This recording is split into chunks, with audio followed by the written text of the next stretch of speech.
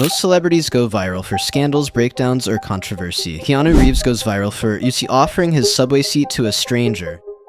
In a world where drama sells, Keanu's calm, humble, and almost boring decency somehow draws more attention than chaos. And it's not by accident. It's a reflection of a man who survived unimaginable pain, made massive sacrifices, and still chose to stay grounded in a system that rewards the opposite.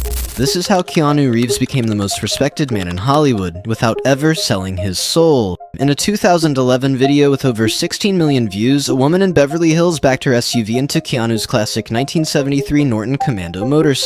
When the cops arrived, Keanu didn't cause a scene, he just calmly spoke with them. And with the woman, like any regular person would, then drove off. In another video from 2021, Keanu chats casually with fans about his motorcycle, 8.3 million views. Not for what he said, but for how respectfully he said it. One top comment breaks it down. "I like the distance they keep. He does nothing to push them away, but they still give him space. And meanwhile, he's smiling, reaching out, talking to them." Same thing in 2015. Keanu, worth over $350 million, walks through an airport alone. Flying commercial, no entourage, still stops to take pictures with fans. Even Joe Rogan said, "He hit that Johnny Depp, Tom Cruise level of fame and then just became this super chill, mellow guy that can just like go through crowds." That guy sits on the subway by himself. No, like... That's freaking awesome. Yeah, but there's no obvious outward displays of wealth from him. Yeah. I mean, he's insanely wealthy. Yeah. But when you see him, he's dressed like me. Yeah. He's got like a regular watch on and sneakers. He's normal as fuck, man. Yeah. It's real weird. Some people say, why praise someone for being a decent human being? Because in Hollywood, basic decency is rare. Keanu Reeves never had a stable home. His father, Samuel Reeves, struggled with drug addiction and spent years in and out of prison before abandoning the family when Keanu was just 3 years old. His mother, Patricia, was left to raise 2 kids while working full-time as a costume designer. She married and divorced 4 different men during Keanu's childhood. According to his sister, their childhood shifted constantly depending on whichever man was in the house at the time. They had no consistent adult presence. Keanu spent his youth playing hockey, his sister riding horses, but no one ever showed up to watch. Teachers noticed something strange about him. He was a quiet, lingering sadness. He bounced between multiple high schools and eventually got expelled for being rambunctious. Keanu later admitted he was just in the way. Not the most well-oiled machine in school. Hollywood wasn't any kinder. When he finally made it there, agents told him his name was too ethnic, so he briefly tried calling himself Casey Reeves. But when casting agents called the name, he wouldn't respond. He didn't recognize it. Eventually, he went back to Keanu, and the world adjusted. Keanu's earliest roles weren't blockbusters. He appeared in TV films like Babes in Toyland and Brotherhood of Justice, before landing his breakout performance in Bill and Ted's Excellent Adventure. It wasn't Oscar-worthy, but it worked. The movie made $40 million on a $10 million budget, and Keanu became a household name. Casting director Carrie Fraser recalled, "He walked in and I said, 'Oh my god, this is my guy.' He looked like a boy learning to be a man. Shoes untied, messy hair. It was perfect, and he didn't just act nice.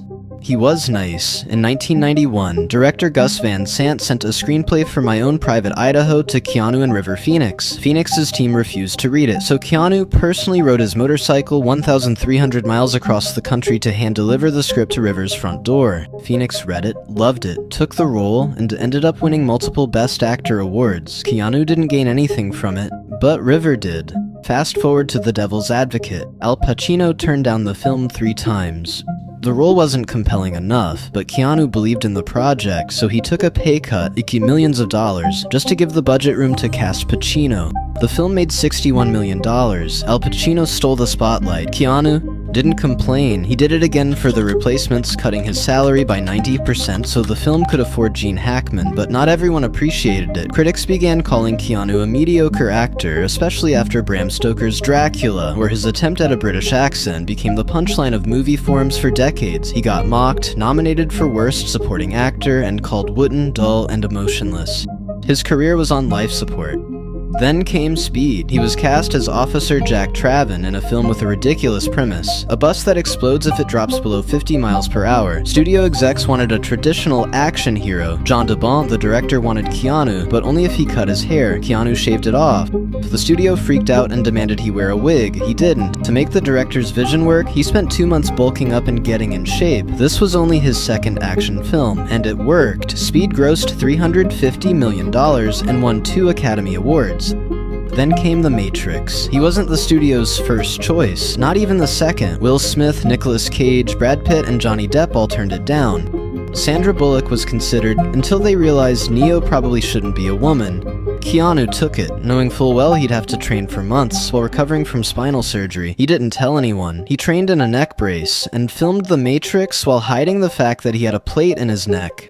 The result? A film that grossed $460 million, defined modern sci-fi, and earned Keanu $63 million.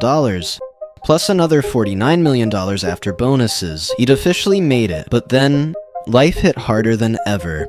At the peak of his career, Keanu and his girlfriend Jennifer were expecting their first child. 8 months in, their daughter was stillborn. On Christmas Eve, they split soon after. The grief was too much, but just when it seemed they might reconcile, Jennifer was killed in a car crash. One day after visiting Keanu, he never fully recovered, but he also never disappeared. Instead, he quietly started a cancer foundation. He didn't attach his name to it, he didn't tweet about it, he just funded it, helping children's hospitals and research centers. While other celebrities post every donation for clout, Keanu hid his. During Matrix Reloaded, he gifted each stuntman a brand new Harley-Davidson motorcycle. For John Wick 4, he gave each stunt performer a $10,000 Rolex Submariner. Personalized, engraved, and handed out personally. He flew his stunt team out to premieres, paid for hotels, private jets, organizing brunches, every detail.